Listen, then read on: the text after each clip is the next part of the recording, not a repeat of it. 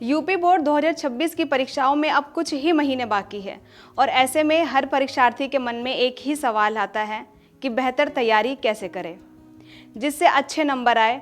अगर आपके मन में भी यही सवाल है तो बिल्कुल सही वीडियो देख रहे हैं। मैं शाहीन आज आपको बताऊंगी किन टिप्स एंड ट्रिक्स को फॉलो करके अच्छे नंबर ला सकते हैं और प्रदेश में भी दर्जा हासिल कर सकते हैं। देखिए, हर साल लाखों छात्र परीक्षा में बैठते हैं, लेकिन अच्छे नंबर वही ला पाते हैं जो एग्ज़ाम पैटर्न को समझकर और प्लान बनाकर पढ़ाई करते हैं, क्योंकि सिर्फ किताबें खोलकर बैठने से पढ़ाई नहीं होती। ज़रूरत होती है स्मार्ट प्रैक्टिस की, सही स्ट्रक्चर की और समय पर रिवीजन की। चलिए जानते हैं इसको 8 स्टेप्स में। पहली ट्रिक, सिलेबस को अच्छे से समझें। सबसे पहले अपना पूरा सिलेबस समझें। कौन से चैप्टर ज़्यादा ज़रूरी है, कहाँ से ज़्यादा नंबर आते हैं, ये जान लेना सबसे बड़ा स्टेप है। इससे आपकी पूरी तैयारी सही ढंग से शुरू होती है। एग्जाम्पल के तौर पर, अगर विज्ञान में लाइफ प्रोसेसेस और इलेक्ट्रिसिटी हर साल 6 से 8 नंबर के आते हैं तो यह आपकी प्रायोरिटी लिस्ट में ऊपर होने चाहिए।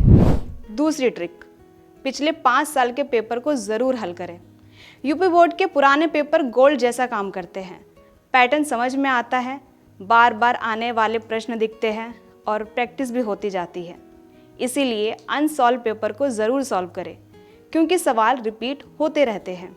जैसे अगर मैथ के पिछले पेपर को देखते हुए आपको पता चले कि लीनियर इक्वेशन हर साल आता है तो यह चैप्टर कभी नहीं छोड़ना चाहिए। तीसरी ट्रिक, टाइमर लगाकर प्रैक्टिस करें। एग्ज़ाम में टाइम भी बड़ी चुनौती है, इसीलिए घर पर समय बांधकर लिखने की आदत डालें। इससे स्पीड बढ़ती है और एग्ज़ाम में घबराहट कम होती है।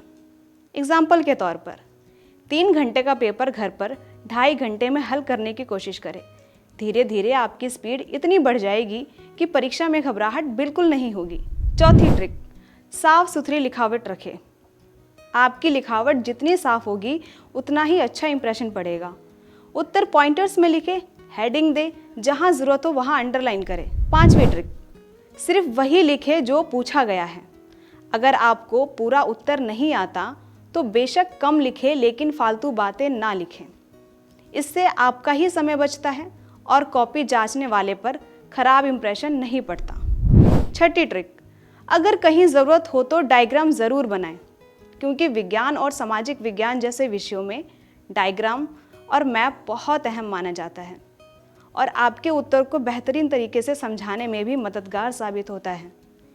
ये भी कहते सुना होगा कि एक डायग्राम या एक फ़ोटो 1000 शब्दों के बराबर होती है, इसीलिए प्रैक्टिस में डायग्राम भी रखें।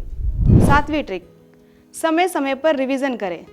देखिए, एक फैक्ट है, studying is incomplete without revision, यानी कि पढ़ाई रिवीजन के बिना अधूरी है।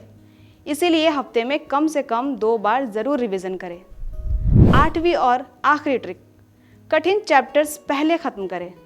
बच्चा अक्सर आसान विषयों को पढ़ना ज़्यादा पसंद करता है और उन्हें बार बार पढ़ता है, लेकिन आपको ऐसा नहीं करना है। आपको जो टॉपिक कठिन लगते हैं उन्हें सबसे पहले पढ़ें, लिखकर याद करें। इससे आपको उस चैप्टर को समझने में आसानी होगी। कठिन चैप्टर से बिल्कुल नहीं भागना है, साथ ही समय समय पर रिवीजन बिल्कुल ना भूलें। आपको ये जानकारी कैसी लगी हमें कमेंट बॉक्स में ज़रूर बताएं। बोर्ड परीक्षा के तैयारियों की ऐसी ही और टिप्स एंड ट्रिक्स के लिए अमर उजाला वीडियो को सब्सक्राइब करना ना भूलें।